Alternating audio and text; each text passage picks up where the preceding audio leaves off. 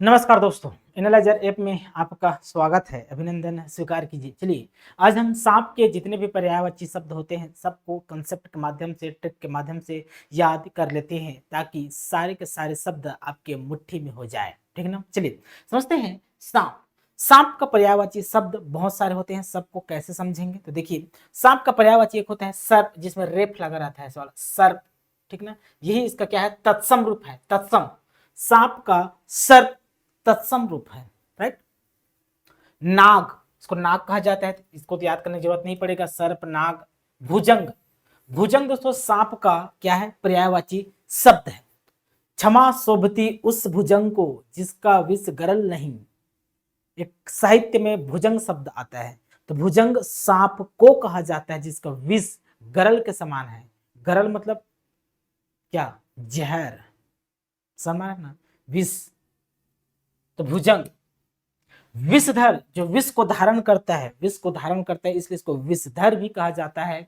और द्विज, द्विज पे हम डिस्कस कर चुके हैं दोस्तों, जो 2 बार जन्म लेता है उसे द्विज कहते हैं। जैसे सांप का जन्म एक अंडा के रूप में होता है, फिर अंडा से सांप बाहर आता है, इसलिए सांप को द्विज कहा जाता है। द्विज।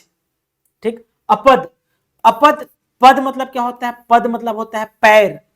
बिना पैर के, जैसे सांप ऐसे जा ऐसे चलता है ना, ऐसे उसका पैर नहीं होता है, इसलिए सांप को अपद कहा जाता है। अपद, अपद। ठीक। मणिधर, पुराने समय में ऐसी मान्यता है कि दोस्तों सांप अपने मस्तक के मणि को धारण करते हैं। तो बोला दोहू रे दोहू मुंदरी लगा लगा के नाग मणि, है ना? तो नाग मणि से निकालना है दोस्तों। मणिधर पुराने समय में कहा जाता है, वास्तव में ऐसा नहीं है। तो मणिधर कहा जाता है सांप को, पर्यायवाची शब्द है। फणी, फणी मतलब फन, जिसके फन होते हैं उसी को फणी कहा जाता है। तो फणी सांप के पर्यायवाची शब्द है, जिसको फणधर, फनधर। तो फणधर भी सांप के पर्यायवाची शब्द है। पन्नग, याद रखना है, पन्नग हीरा से संबंधित है।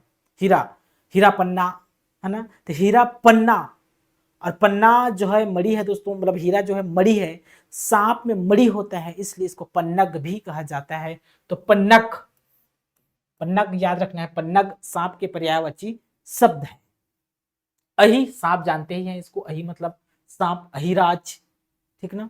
अहिराज भी सांप के पर्यायवाची शब्द में आ जाएंगे। इसके जितने भी प्रजाति होते हैं सांप के, वो पर्यायवाची शब्द में आ जाते हैं। उरग, उरग मतलब क्या होता है? रेंगने वाला जीव।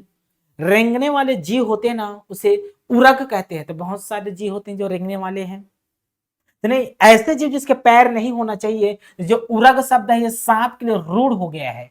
तो उरग सांप को कहा जाता है, रेंगने वाले जीव, सांप, उरग। ठीक। उड़द दाल नहीं ना, उरग।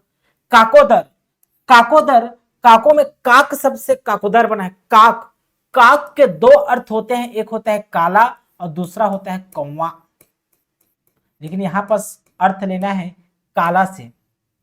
काक का 2 अर्थ, कौवा और काला।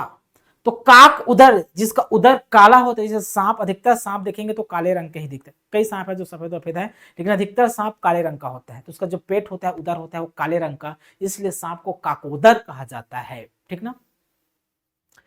चक्षु श्रवा, ऐसी बात कही जाती है दोस्तों के सांप के कान नहीं होते, वो अपने आंखों से सुनते हैं, इसलिए सांप को चक्षु श्रवा कहा जाता है। चक्षु का अर्थ है आंख, आंख से सुनने वाला जीव सांप, लेकिन वास्तव में ऐसा नहीं है।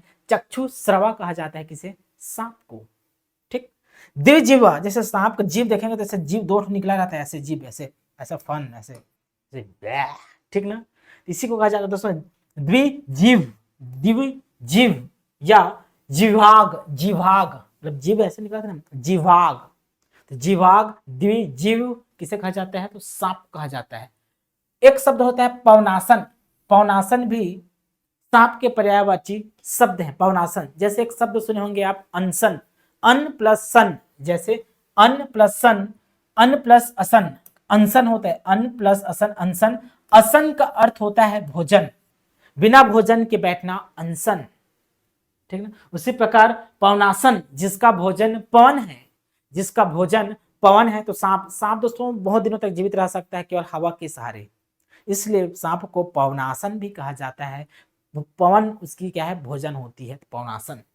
चक्री, जैसे सपेरा आता है तो ऐसे उसको सांप ऐसे चक्री टाइप लपटा रहता है, फिर दिखाते हैं ऐसे, तो इसलिए चक्री टाइप रहता है, इसलिए सांप को चक्री भी कहा जाता है। तो चक्री चक्री चलाएंगे तो सांप टाइप रहता है, इसे इसलिए सांप को चक्री की संज्ञा दी गई है। तो चक्री सांप की पर्यायवाची शब्द है। ब्याल हम डिस्कस कर चुके हैं। ब्याल सांप का भी पर्यायवाची शब्द है और हाथी का भी पर्यायवाची शब्द है। तो ब्याल सांप का भी है और हाथी का है। दोस्तों आशा करता हूं सांप के सारे पर्यायवाची शब्द आपके याद हो गए होंगे, कैसे उत्पत्ति हुआ है, कहां से आए सारे शब्द, इन सब पे हम डिस्कस कर चुके हैं। दोस्तों इसे कहते हैं कंसेप्ट बिल्ड करना। जब ये कंसेप्ट आपका बिल्ड हो जाएगा तो संधि आसानी से बनने लगेगा, तत्सम तद्भव आसानी से बनेगा, विलोम शब्द आसानी से बनेगा। अभी के लिए बहुत बहुत धन्यवाद। Thank you. मिलेंगे नए शब्द के साथ।